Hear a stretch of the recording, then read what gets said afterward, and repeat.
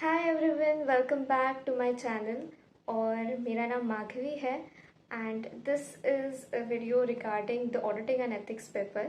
मेरी पूरी detail strategy and मुझे बहुत सारे क्वेश्चंस एंड क्वेरीज आई थी इन द प्रीवियस वीडियो, जिसमें मैंने सिर्फ 1 मिनट में बताया था कि मेरी स्ट्रैटेजी क्या थी। बट उसमें से बहुत सारी क्वेरीज निकल रही थी कि अच्छा, ये जो 2 घंटे हर रोज़ पढ़ने का जो मैंने बोला है फॉर 2 मंथ्स, तो वो कब किस पीरियड का है और कौन से टीचर से लेक्चर्स लिए थे एंड ऑल। तो ये वीडियो में I try to answer every question. और सबसे पहले let me introduce myself. Hi, my name is Madhavi and I am BCom graduate. और मैंने चार्टर्ड अकाउंटेंसी कोर्स में in last year of my graduation मैंने इनरोल किया। उसके बाद मैंने ओरिएंटेशन और आईटीटी का ट्रेनिंग कंप्लीट किया and after that I started my articleship in a medium size firm. पर मैंने वहाँ पे सिर्फ 9 मंथ्स काम किया, जो क्राइटेरिया होता है डायरेक्ट एंट्री स्टूडेंट्स के लिए। फिर उसके बाद I took gap for preparing and clearing for intermediate. तो मेरा फर्स्ट अटेम्प्ट आया था जहाँ पे मैंने प्लान किया था कि मैं सिर्फ फर्स्ट ग्रुप दूंगी इन May 23। तो तब मैं आई वॉज वेरी अनप्रिपेयर्ड फॉर दैट।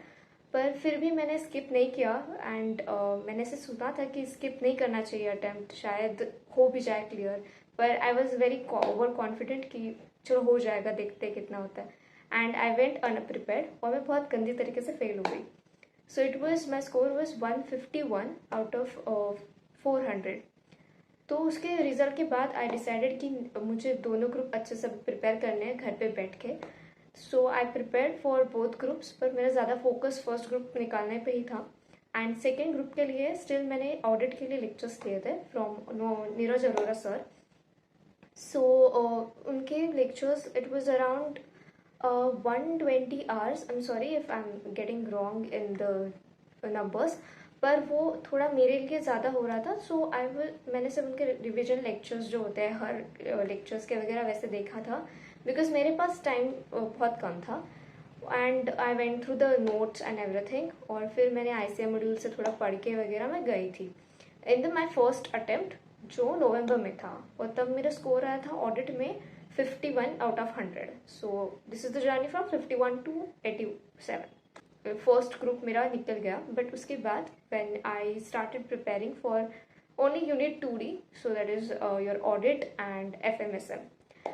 तो उसके लिए I started preparing March, February and March में मैंने कुछ स्टार्ट किया था। And I was very sure कि मुझे इस बार मॉक टेस्ट देनी है टू नो कि मेरा कितना हुआ है स्टडी।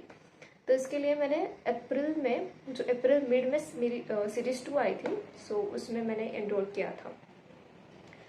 तो उसमें तब तक मेरा ऐसा शेड्यूल था कि ऑडिटिंग एंड एथिक्स में आई डू लाइक एक पूरा डिटेल्ड रीडिंग मेरा होना चाहिए। एंड सेकेंड टाइम में ऑफकोर्स अगर पहले बार आपको 10 दिन लग रहे हैं, 15 दिन लग रहे हैं पूरे दो कंप्लीट करने के लिए, या फिर पूरा 1 महीना लग रहा है अगर आपको पूरे 2 मॉड्यूल्स पूरे रीड करने के लिए डिटेल में, तो नेक्स्ट टाइम में उसको कम टाइम लगता है। तो मेरे साथ भी वैसा ही हुआ। एक बार रीडिंग तो मेरी पहले ही हुई थी नवंबर में, पर देन उसके बाद मैंने सेकेंड टाइम थर्ड टाइम में से मेरी 4 to 5 टाइम्स अच्छे से रीडिंग हो गई थी।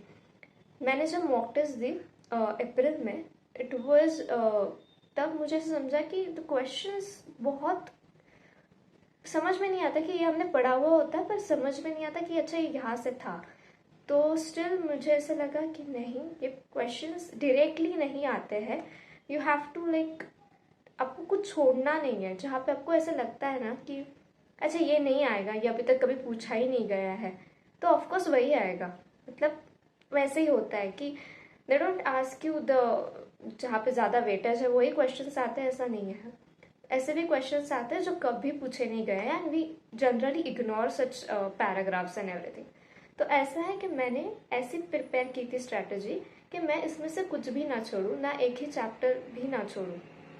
ओके, सो मेरा सिर्फ, मुझे ऐसा लगता है मैंने सिर्फ सैम्पलिंग का जो चैप्टर है, जो लाइक सैम्पलिंग का एस है, वो मैंने ऐसे है वो मैंने थोड़ा सिर्फ पढ़ के गई थी। उसमें मुझे लग रहा था कि मुझे इतना याद नहीं आएगा सैम्पलिंग का। So it was that. तो और in case of the writing practice, मैं कहूँगी कि 2 महीने में मैंने इतनी राइटिंग प्रैक्टिस नहीं की जो मुझे करनी भी चाहिए थी शायद, पर मेरी ये स्ट्रेंथ है जो मुझे पता है कि आई विल राइट, कि मुझे अगर बोलना गया है, मैंने पढ़ा है, तो मैं अपनी हिसाब से बराबर लिख सकती हूँ।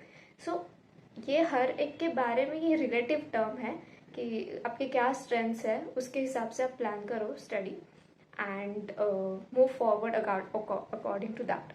एंड ऑल्सो अगर आपको कोई क्वेरीज है, कुछ क्वेश्चंस है, तो you can connect with me on LinkedIn और इंस्टाग्राम पे मेरा आर्ट पेज भी है, so you can just check it and do connect with me and do subscribe, do like, share and comment. And I'm just beginner here, so please, this will be very appreciative of you. So thank you so much.